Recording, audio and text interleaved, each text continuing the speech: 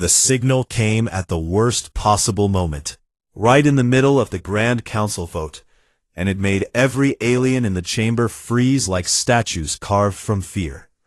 High Warden Sethik of the Vorun Empire had been reaching for the voting crystal, ready to seal humanity's fate forever, when the emergency channel screamed to life. It was not a normal transmission. It was a voice, raw and shaking, and it spoke in the ancient trade tongue that only the oldest species still remembered. "Did you harm the human children?" the voice asked. "Did you? Answer me now." The chamber went dead silent. Sethik's 4 eyes blinked in confusion. He looked around at the other council members, at the gray-skinned Malari, at the crystal-bodied Threx, at the tall and proud Vorun warriors who served under his own command. None of them had sent this message. None of them knew the voice.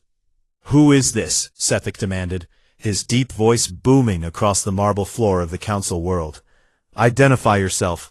This channel is sealed for Imperial use only." The voice did not answer his question. Instead, it grew quieter, and somehow that was far more terrifying than shouting. "Do you know," the voice whispered, "what threat approaches your world?" Then the signal died. Just like that, gone. And far away at the very edge of the galaxy, something enormous began to move. To understand why that message mattered, you have to go back 3 years. You have to go back to the day the galaxy first met humanity, and decided they were nothing at all. The Vorun Empire ruled 1,000 worlds. They were tall, nearly 9 feet each, with skin like polished bronze and 2 hearts that beat in perfect rhythm. They lived for 400 years. They could lift 10 times their own weight. Their warships were shaped like great spears of black metal. And when they arrived at a new world, that world either bowed or burned. For 10,000 years, no one had ever refused them twice. So when their scout ship found Earth, they expected the same old story. A small blue planet, a young species, weak bodies, short lives, primitive weapons. The scouts laughed as they took their readings. These humans could barely leave their own solar system. They had only just planted their first tiny colony on a moon around a distant star, a rock they called New Haven, with maybe 40,000 souls living under thin glass domes. The Vorun sent 1 ship to New Haven. Just 1. They believed 1 was more than enough. The captain of that ship was named Drawl, and he was young and hungry for glory. He landed his spearship in the center of the colony without asking permission. He walked out onto human soil, with his armor gleaming, and his weapon glowing, and he expected the humans to fall to their knees. They did not fall to their knees. Instead, a human woman walked out to meet him. She was small, barely 5.5 feet, with brown skin and gray in her dark hair and calm brown eyes. Her name was Governor Ada Reyes. She wore no armor. She carried no weapon. She simply stood there, in front of the towering bronze giant, and folded her hands. "Welcome to New Haven," she said. "You should have called ahead. We would have made tea." Drawl stared down at her. He did not understand the word tea. He did not understand her calm. He raised his glowing weapon and pointed it at her chest. "This world belongs to the Vorun Empire now," he said. "Kneel." Ada Reyes looked at the weapon. She looked at the giant. And then she did something no conquered species had ever done. She smiled. "No," she said softly, "I don't think we will." Drawl did what young and prideful warriors do. He fired. The shot missed, not because Ada moved, but because a boy did. A colony kid, maybe 12 years old, had been hiding behind a supply crate to watch the giant, the way any kid would. When the weapon flashed, the boy panicked and bolted straight across the plaza, right into the line of fire. Ada Reyes moved faster than anyone thought a human could. She threw herself sideways, wrapped her arms around the boy, and rolled. The energy bolt scorched the ground where she had been standing. It burned a black scar into the metal and threw up a cloud of smoke. When the smoke cleared, Ada was on her knees, holding the shaking boy against her chest, shielding him with her whole body. Her shoulder was burned. Her sleeve was smoking. She did not cry out, she just held the child, and looked up at Drawl with those calm brown eyes. But her eyes were not calm anymore. Something had changed in them, something old and hard and endless. "You fired at a child," she said. Her voice was very quiet. "On my world, in front of me." Drawl laughed.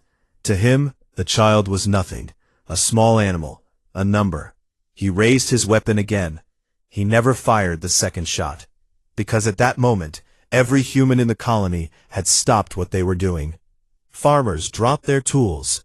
Engineers left their machines. Mothers set down their babies in safe corners and stood up. Old men rose from their chairs, and all of them, all 40,000, turned and looked at the giant with the same expression Ada Reyes wore. Drawl, for the first time in his young life, felt something crawl up his spine. He did not have a word for it. His people had never needed one. It was the beginning of fear. Drawl returned to the Varun homeworld with a story no one believed. He told the council that the humans had not fought back. Not with weapons, anyway. They had simply surrounded his ship. Thousands of them, unarmed, standing shoulder to shoulder in the dark. They had not shouted. They had not thrown stones. They had just stood there in perfect silence, staring, while Ada Reyes walked to the front and spoke 5 words. "Leave, and never come back." And Drawl, master of a warship that could crack a moon in half, had felt his 2 hearts turn cold. He had ordered his crew to lift off. He had fled. The council laughed at him. High Warden Sethek, the oldest and proudest of them all, called Drawl a coward. He stripped the young captain of his rank. He declared that humanity would be dealt with properly, the Varun way. But Sethek was no fool. He had lived 300 years. He had conquered worlds Drawl could not even name. And something about the boy's story bothered him. Not the standing, not the silence. It was one small detail Drawl had mentioned almost as an afterthought. When Ada Reyes held that burned child in her arms, every human in the colony had felt it too. Somehow, all at once. As if they were all connected. As if hurting one human child had reached out and touched 40,000 hearts in the same instant. Sethek did not know what that meant, but he wrote it down. And he never forgot it. He should have paid closer attention to that feeling, because it was the first thread of the great secret, and the great secret would one day bring the entire galaxy to its knees. 2 years passed. In those 2 years, humanity grew in ways the galaxy did not expect. The Varun had assumed the humans would build weapons, raise fleets, prepare for war. Instead, the humans built schools. They built hospitals on their new worlds. They sent ships not to conquer, but to explore, and everywhere they went, they left the same strange gift behind. They made friends. The first was the Malari, a gentle gray-skinned people who had been slaves of the Varun for 1,000 years. The Malari mined the deep worlds, breaking their backs in the dark, dying young and forgotten. No one had ever spoken to them as equals. No one had ever asked their names. A human trade ship, damaged and drifting, crash-landed on a Malari mining world called Kesh. The captain was a young man named Eli Okafor, and he had a broken leg, a broken ship, and no way home. The Malari found him in the wreckage. By every law of the Empire, they should have handed him to their Varun masters. Instead, an old Malari miner named Besh dragged the human into his own tiny shelter.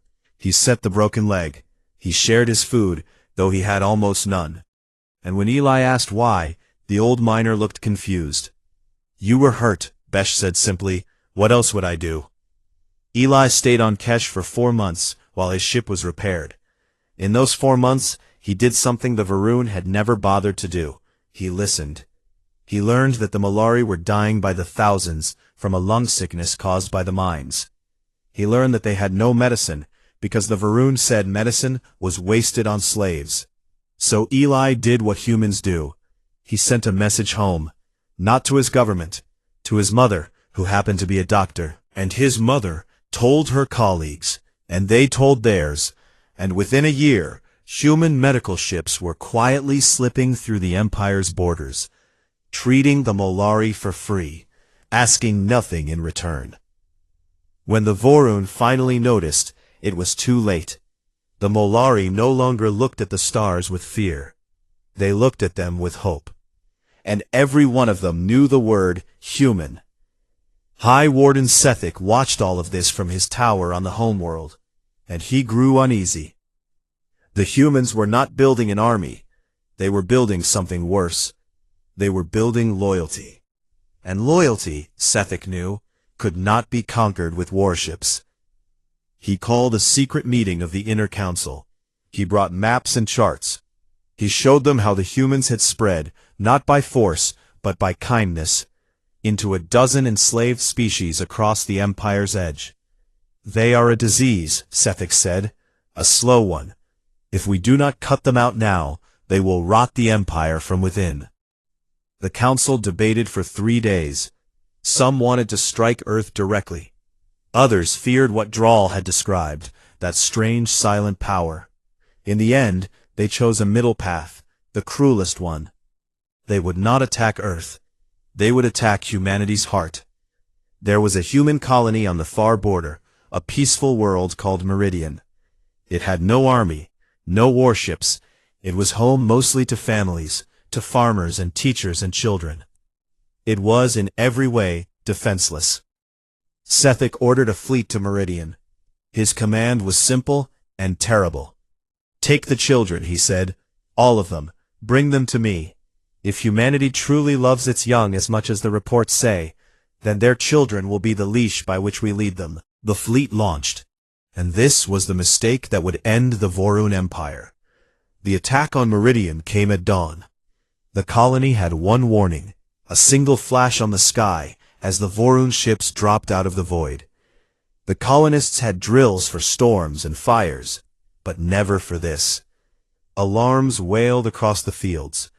Parents grabbed their children and ran for the shelters, but there was nowhere to run. The spear ships came down like black rain. The Vorun soldiers were efficient and merciless.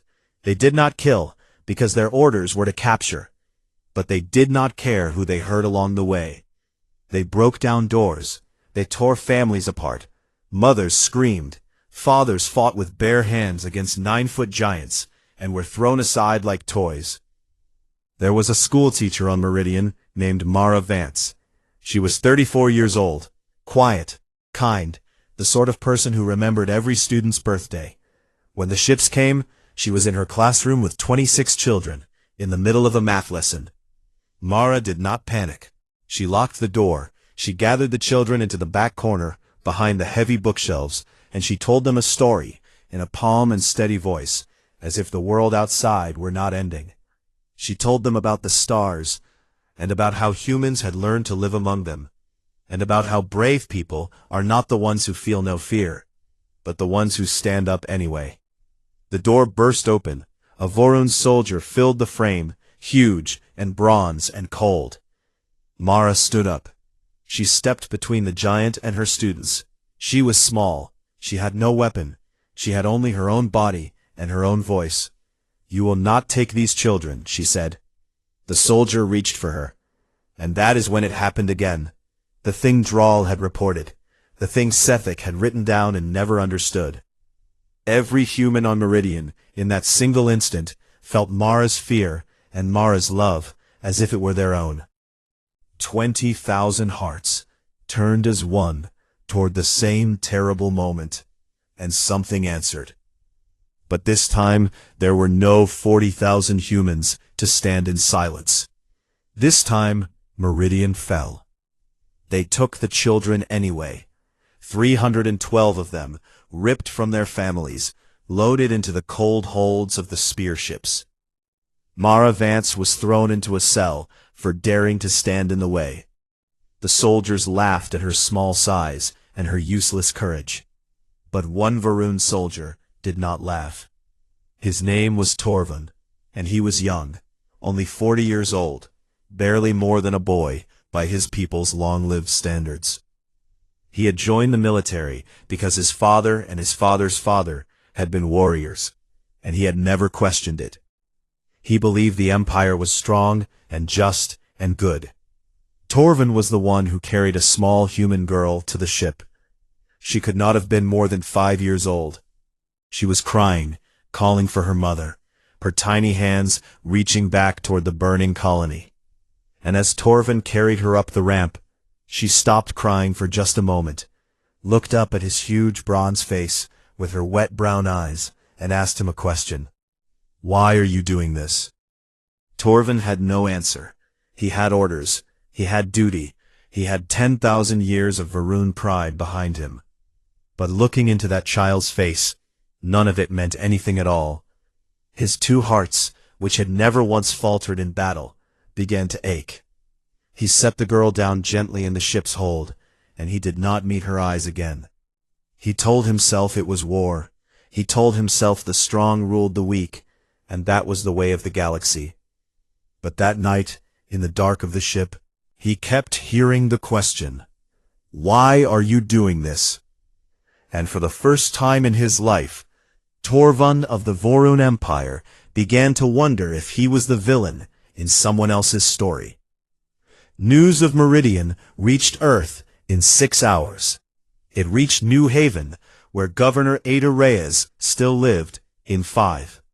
She was old now, gray-haired and slow, but her brown eyes were the same. When the message came through, when she saw the images of the burning schools and the empty cribs and the stolen children, she did not shout. She did not weep. She simply stood up from her chair, walked to her window, and looked out at the stars for a long, long time. Then she made a single call.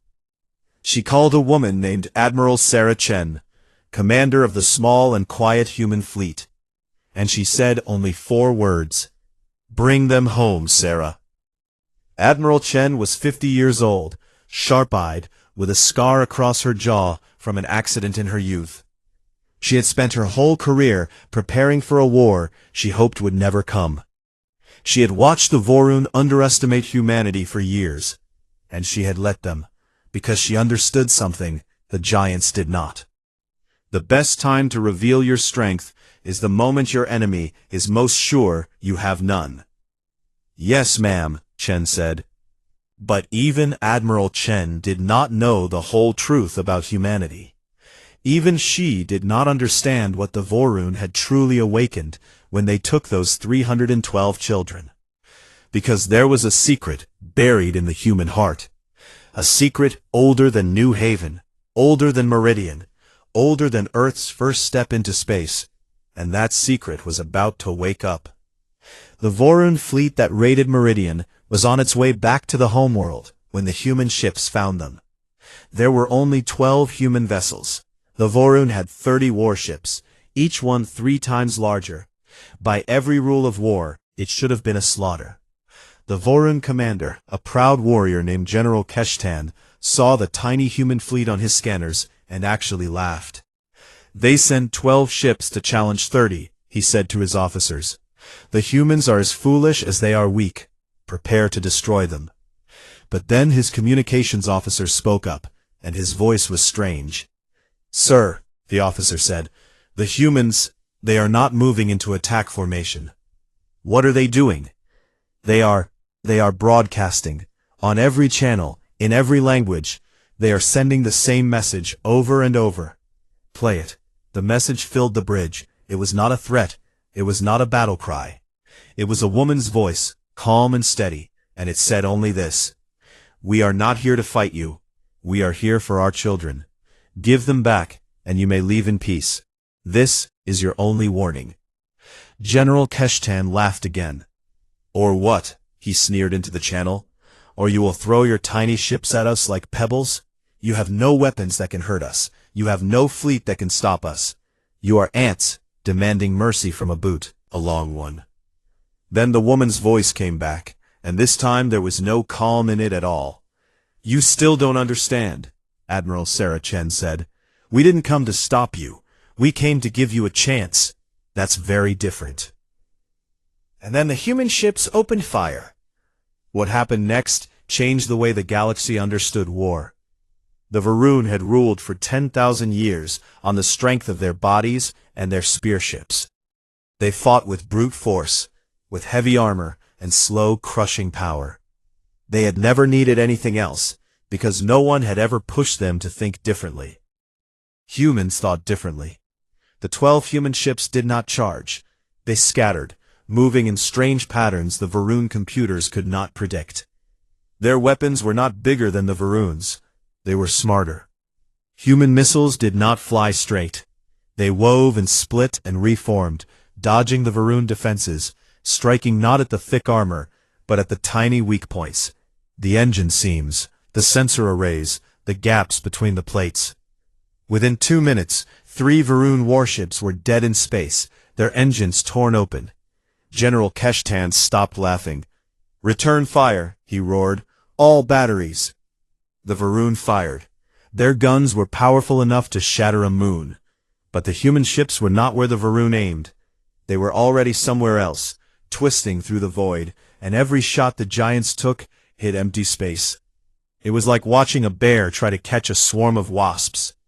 One by one the Varun ships fell, not because human weapons were stronger, but because humans fought like something the galaxy had never faced.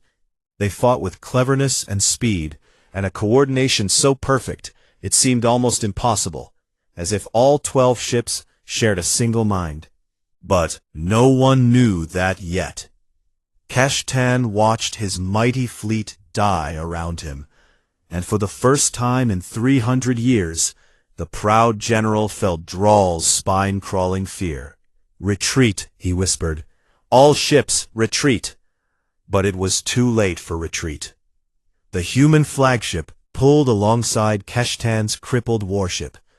A boarding tube extended, and a small team of humans, only 6 of them, walked across into the belly of the giant. They were not soldiers in the way the Varun understood soldiers. They wore light armor. They carried small weapons, and leading them was a woman with a scar on her jaw and eyes that had seen too much. Admiral Sarah Chen walked through the Varun ship like she owned it. The giant soldiers tried to stop her. They were 9 feet tall and 3 times her weight. It did not matter. The humans moved like water, ducking under slings, using the giant's own size against them, dropping them one by one. Not killing, just stopping. Chen reached the bridge. General Keshtan turned to face her, drawing his great blade, standing to his full towering height. "You dare," he growled, "to board a Varun warship?" Chen looked up at him. She did not draw her weapon. "Where are the children?" she asked. "They are property of the Empire now," Keshtan said, "as you soon will be." He swung his blade. Chen was not there. She had stepped inside his reach, moving faster than the giant could track, and now she stood right against his massive chest, with a small device pressed to his armor, a device that hummed with quiet power. "Last chance," she said. "Where are the children?" Keshtan looked down at her, and despite everything, despite his fear, his pride would not let him bend. "You would not dare," he said. Chen's eyes were cold as the void. "You took our children," she said softly. "There is nothing we would not dare." But she did not press the device, because at that moment, one of her team called out from across the bridge, and his voice was full of horror. "Admiral," he said, "the children aren't here. This ship dropped them off already. They were transferred to another vessel, a big one. It's already gone." Chen's blood ran cold. "Gone where?" The soldier looked up from the console, his face pale. "To the homeworld," he said, "to High Warden Sethek himself." Torvin, the young Varun soldier, was on that other ship. He had been assigned to guard the children during the transfer to the homeworld. 312 small humans, packed into a cold cargo hold, frightened and hungry and far from home. His orders were to keep them contained, to feel nothing, to do his duty. But Torvin could not stop hearing the little girl's question. "Why are you doing this?" On the 2nd day of the journey, one of the children got sick. A boy, maybe 8 years old, burning with fever, shivering on the cold metal floor. The other children gathered around him, trying to keep him warm with their own small bodies, but they were children, and they were terrified, and they did not know what to do. The Varun medical officer refused to help. "It is only a human," he said. "Let it die." Torvald stood at his post and watched the sick boy shiver. He told himself, the strong did not weep for the weak. Then the little girl, the one who had asked him the question, walked up to the bars of the hold. She looked up at him with those wet brown eyes, and she did not ask him why anymore. She asked him for help. "Please," she said, "my friend is sick. Please, you're big, you can help him." And Torvald, warrior of the Varun Empire, felt his two hearts break. He looked around. The other guards were gone, patrolling elsewhere. He was alone with the children, and he made a choice that would change everything. He opened the hold. He went to the sick boy. He knelt down, this giant among tiny humans, and he gathered the shivering child into his huge arms. He carried him to the ship's medical bay, and when the medical officer refused to help, Torvald did something no Varun soldier had ever done. He begged. "Please," Torvald said, "he is only a child. Please." The medical officer stared at him in disgust. "You have grown soft," he spat. "You are a disgrace to the Empire." Torvald looked at the sick boy in his arms. He looked at the medicine on the shelves, the medicine that could save the child's life, the medicine the officer would not give, and Torvald realized that the empire he had served his whole life was not strong at all. It was just cruel. There is a difference, and he had never known it until that moment. Torvald took the medicine himself. He did not know how to use it properly, but the little girl did. She had watched the human doctors work when they came to help the sick. She showed Torvald what to do, her small hands guiding his enormous ones, and together they brought the fever down. Together they saved the boy's life. When the boy finally opened his eyes and smiled up at the giant who had saved him, Torvald felt something he had never felt in all his 40 years.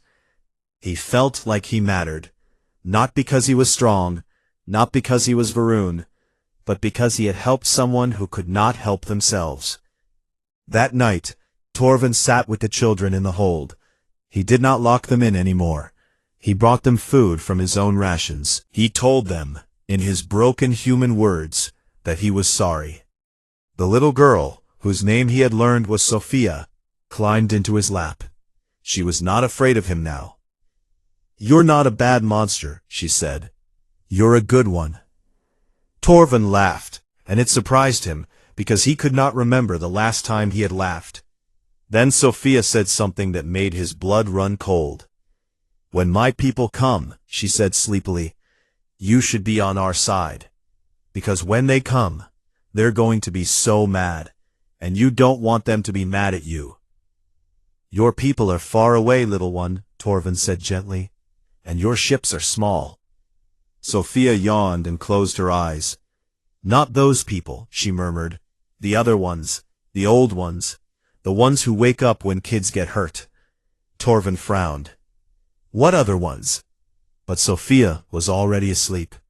And Torvald did not know it, but she had just spoken the great secret aloud, the secret that not even Admiral Chen knew, the secret that would soon make the entire galaxy tremble.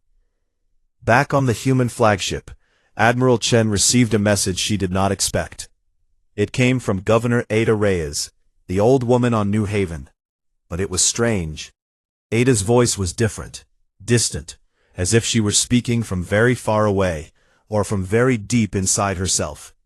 "Sarah," Ada said, "you need to bring the children home, quickly, faster than you think you can." "We're trying, Governor," Chen said. "The ship that has them is heading for the Vorun homeworld. If it reaches Sethik, we may never get them back." "No," Ada said, "you don't understand. It's not about Sethik anymore." A long pause. "Something is waking up, Sarah. Something old. I can feel it. Every human on New Haven can feel it." We felt it the moment those children crossed the border into enemy space. We've been feeling it get stronger every hour. Chen frowned. Feel what, Governor? The deep ones, Ada whispered. The what? I don't know how to explain it, Ada said. I'm not sure I understand it myself. But there's a part of us, Sarah, a part of humanity we forgot. A part that's been sleeping for a very long time. And when our children are in danger, when enough of us feel the same fear at the same time, it wakes up. Her voice trembled. It's waking up now. And Sarah, I don't think we control it. I don't think anyone does. Chen felt a chill crawl down her spine. Governor, she said slowly, what exactly is going to happen? There was silence on the line for a long moment. I think, Ada finally said, the galaxy is about to learn why our children have always been safe. Even when we were weak, even when we had nothing. I think it's about to learn why no species that ever harmed a human child survived to tell the tale. Chen's mouth went dry. That never happened, she said. The Vorun took 300 children. They're still alive. They took them an hour ago in galactic time, Ada said. The deep ones are patient, and they are coming. The line went dead. That was the moment the mysterious signal reached the Grand Council. That was the voice that froze the chamber. Did you harm the human children? Do you know what threat approaches? High Warden Sefik had not understood it then. He understood even less now. But the ship carrying the 312 children was almost at the homeworld. Sefik stood in his great tower, waiting, planning his triumph. He would parade the children before the council. He would send images to Earth. He would show humanity that their precious young were now his to command, and humanity would kneel at last. He was so sure of his victory that he did not notice the stars. He did not notice that one by one, out at the very edge of the galaxy, the stars were going dark. The ship arrived. The children were unloaded, herded into a great hall beneath Sefik's tower. Torvund walked among them, no longer a guard but something else, something he did not have a name for. A protector, maybe. A traitor to his empire, and a friend to its enemies. Sefik descended from his tower to inspect his prizes. He was ancient, taller even than other Vorun, his bronze skin marked with the scars of 100 conquests. He looked down at the frightened human children with cold satisfaction. So small, he said, so weak, and yet their parents loved them so very much. He smiled, which on a Vorun face is a terrible thing. Love is a weakness, and I intend to use it. He turned to Torvund. You, soldier, choose one of the young ones. We will send its image to Earth first, as a demonstration of our seriousness. Torvund did not move. Sefik's 4 eyes narrowed. I gave you an order, soldier. No, Torvund said. The word rang out in the great hall. Every Vorun present turned to stare. No one refused the High Warden. No one had ever refused the High Warden. What did you say? Sefik asked, very quietly. Torvund stepped forward. He was young and small compared to the ancient warden, and terribly afraid. But he thought of Sophia asleep in his lap. He thought of the sick boy's smile, and he found his courage. I said no, Torvund repeated. I won't hurt these children, and neither should you. Sefik moved faster than Torvund expected.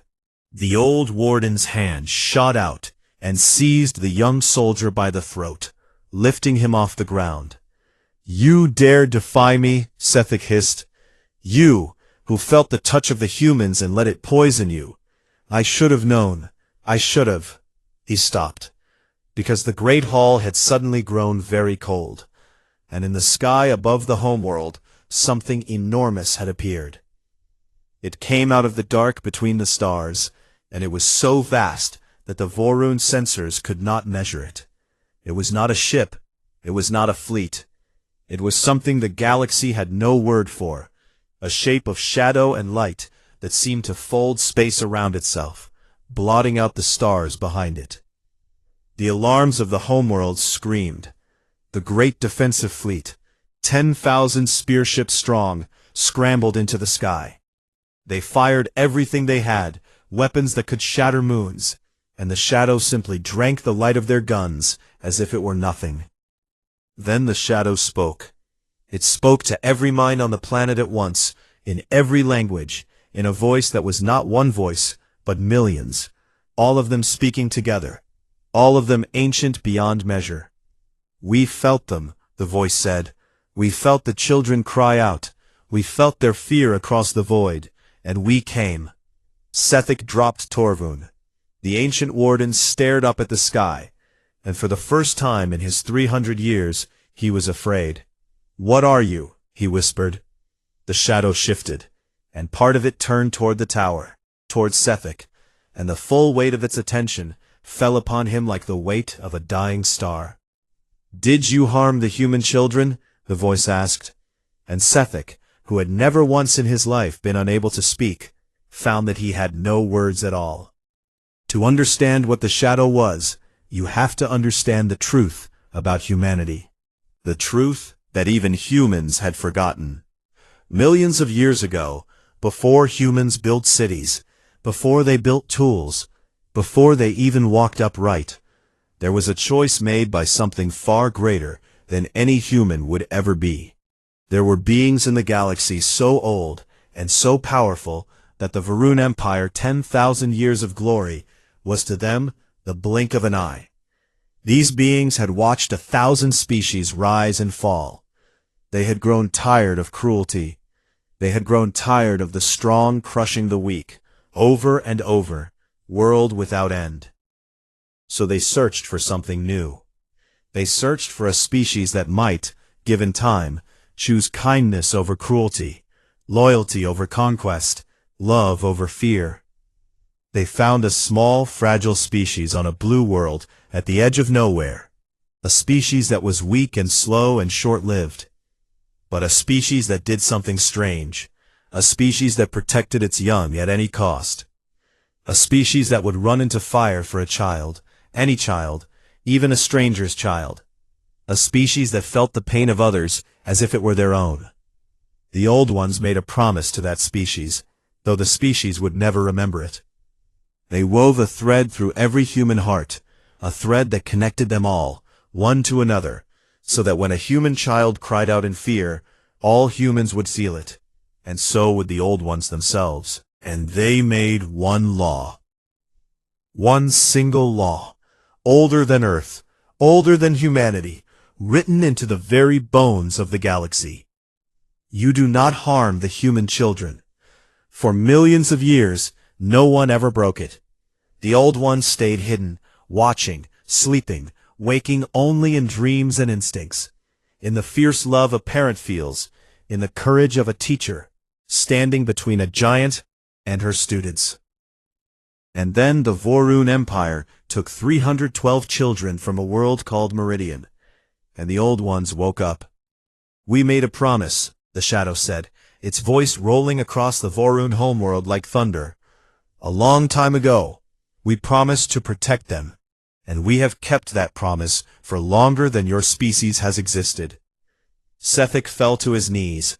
Around him, the great defensive fleet was falling from the sky, 10,000 spear ships drifting down like dead leaves, their engines dark, their crews unharmed, but helpless, all of them touched by the shadow and stilled. "Please," Sethek whispered, "we did not know, we did not know." "No," the shadow agreed, "you did not know. That is why you still live. That is why your world still turns. We do not punish ignorance." The shadow paused, and its next words fell like a blade. "But we are here now, and soon every species in this galaxy will know the law." In the great hall, the 312 children looked up at the shadow in the sky. But they were not afraid. Somehow they understood. They felt the warmth of it, the vast and ancient love of something that had watched over them their whole lives without their ever knowing. Sophia stepped forward, out of the crowd of children, and she looked up at the sky, and she spoke in her small, clear voice. "I knew you would come." The shadow shifted, and for just a moment, it grew gentle. "We always come, little one," it said. "We have always come. You just never needed us before." But the story was not over. Because the Old Ones did what no one expected. They did not destroy the Varun. They did not burn the homeworld. They did not take revenge. Instead, the shadow reached down, and it touched the mind of every Varun on the planet at once. And it showed them something. It showed them the truth. It showed the Varun what they had become. 10,000 years of conquest, 1,000 worlds enslaved, countless children of 100 species torn from their families and worked to death in the dark. The Malari in the mines, the Threks in the labor camps, the dozens of species crushed beneath the Varun boot. The shadow made every single Varun feel it. All of it. Every death, every cry, every stolen child, felt as if it were their own child, their own death, their own cry in the dark. The Varun homeworld fell to its knees and wept. They had never known. They had never let themselves know. They had told themselves the same lie the strong always tell, that the weak did not truly feel, that cruelty was simply the way of things. And now, for the first time, they felt the truth of what they had done, and it broke them open. Sethek knelt in the ruins of his pride, 300 years of certainty gone, and he wept like a child. "What do we do?" he cried out to the shadow. "How do we make it right? Tell us, please, tell us how." And the shadow gave him the only answer it had ever given anyone. "That," it said, "is the question the humans have been answering since the day you met them. Watch them, learn from them. That is why we made them. That is why they exist." Admiral Chen's fleet arrived at the Vorun homeworld an hour later. They came expecting a battle. They found instead a world in mourning. 10,000 spear ships drifted powerless in orbit. The great defensive fleet had surrendered without firing a shot. And in the sky, fading now, growing dim as it prepared to return to its long sleep, was the shadow. Chen brought her ships down carefully. She did not know what had happened. She only knew that the 312 children were somewhere on the surface, and she had come to bring them home. She found them in the great hall, unharmed, gathered around a young Vorun soldier who was crying and laughing at the same time. And she found Sophia, small and fierce, holding the soldier's enormous hand. "Admiral," Sophia called out, waving, "you came too. Everybody came." Chen knelt down and gathered the little girl into her arms, and for a moment the hard admiral, who had seen too much and hoped too little, simply held the child and breathed. Then she looked up at Torvin. "Who are you?" she asked. "My name is Torvin," the giant said, kneeling so he was closer to her level. "I was a soldier of the Empire. I helped take these children." He bowed his head in shame. "And then I helped protect them. I do not ask forgiveness. I only ask to keep protecting them, if you will let me." Chen studied him for a long moment. She had spent her whole career fighting the Vorun. She had every reason to hate this giant. But Sophia tugged on her sleeve. "He's a good monster," the girl said seriously. "He saved my friend. Can he come with us, please?" Chen looked at the child. She looked at the giant. And she made a choice that only a human would make. "He can come with us." In the days that followed, the galaxy changed forever. The Old Ones did not stay. They faded back into the dark between the stars, back into their long sleep, leaving behind only their law and their warning. But they had done enough. Word of what happened on the Vorun homeworld spread from star to star, faster than any ship.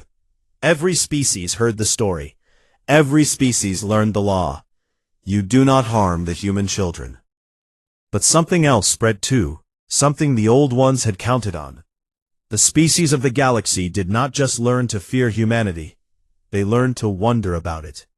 They learned that this small, weak, short-lived species had been chosen by the oldest powers in the universe. Not because humans were strong, but because humans were kind. And so they began to watch humanity, to learn from it, the way the Old Ones had wanted all along. The Vorun Empire did not fall. It transformed. Sethek, broken and humbled, spent the rest of his long life freeing the worlds his people had conquered. He freed the Malari from the mines. He freed the Threks from the labor camps. He freed 100 species, and he asked each one for forgiveness he knew he did not deserve. Some forgave him, some did not. That was their right. But the humans, when Sethic came to them at last, standing before old Governor Ada Reyes with his head bowed, did something that made even the ancient warden weep again. They offered him tea. "You should have called ahead," Ada said, her brown eyes twinkling. "But you're here now. Sit down. We'll talk." There is one more scene to this story. Years later, on the world called Meridian, rebuilt now, green and full of life, there was a school.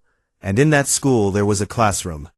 And in that classroom, a teacher named Mara Vance, who had survived the raid, who had stood between a giant and her students and lived, was teaching a math lesson to 26 children. There was a new student in her class that year, a big one, too big for the little desks, so he sat on the floor at the back, folding his enormous bronze body as small as he could. His name was Torvin. He had asked to learn, not to fight, not to conquer, just to learn what it meant to be the kind of person the old ones had made humans to be. Sophia sat beside him, older now, teaching him his human letters, laughing when he got them wrong. And outside the window, the stars turned slowly in the dark, and somewhere in that dark, the old ones slept and dreamed and kept their promise. Because that is the truth about humanity, the truth the galaxy learned and never forgot. They were never the strongest species. They were never the smartest, or the oldest, or the most powerful. They were small and fragile, and their lives were short as a candle flame. But when a child cried out in the dark, they came, all of them, every time, without fail. And the universe itself had noticed, and the universe itself had decided that a species like that was worth protecting, no matter what. High Warden Sethic lived another 100 years, and in all that time he never forgot the question the shadow had asked him. He carved it into the wall of his tower, in every language of the galaxy, so that no one would ever forget. "Did you harm the human children?